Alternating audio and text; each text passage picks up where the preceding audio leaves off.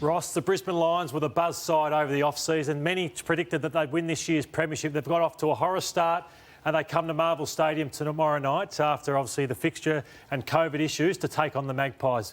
You were concerned a little bit last week, weren't you, around their start to this game? Yeah, because they were a boom team and we're all on them. But I had a look at the footage and just watching, I thought their intent, their defensive intent to stick tackles, you know, be hungry and desperate, just wasn't there. And we'll see a couple of clips as to point out to the viewers. Here's the ins and outs. Chris Mayne comes in. Great to see him back for the injured Jamie Elliott. And for the Brisbane Lions, they've made a fair few changes. Adams, Ballenden and Robertson are in. And obviously some youngsters have gone out. Oscar McInerney, Ross, a huge out. To go 0-3, it's hard. The stats tell you it's hard to come back from that. Yeah, and we rely on them a little bit, and I do, but 5 teams in the last 20 years after 0-3 have made the top 8. We're not talking top 4, we're talking top 8.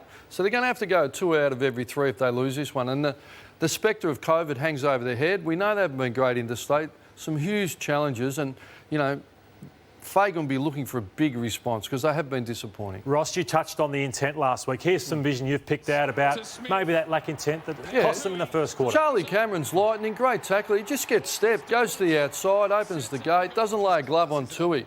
And just here, Payne there, number 40, he should check the runner. Look, he's just watching the ball until he runs in and kicks. Just way too easy. If you play them in the review on Monday, is that what we stand for? Is that what we deliver? No, we need to get moving. So, body's on the line from the first bounce against Collingwood. Ross, you know Lachie Neale better than anyone, OK? And I was really disappointed in his performance on the weekend. I thought he flopped and fell to the ground 4 or 5 times because he didn't like the attention that Marco kind of gave to him. It was a team attack on him. Is he too much about his own disposals at times, Lachie Neale? No, look, he's a great ball winner. I love that they're moving forward, but he got caught up in it. First time he's been tagged for the year. Geelong normally don't tag, surprised him, didn't get much help from his teammates.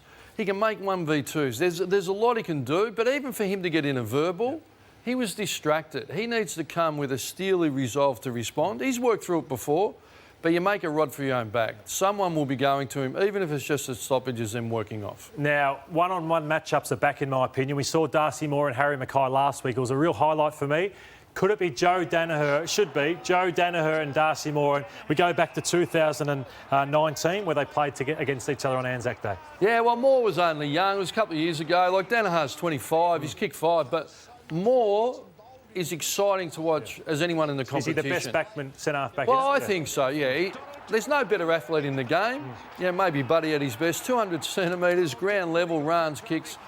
I watched him live last week. He's a very special player and they're lucky to have him. And how have you seen Daniher's start to his Brisbane career?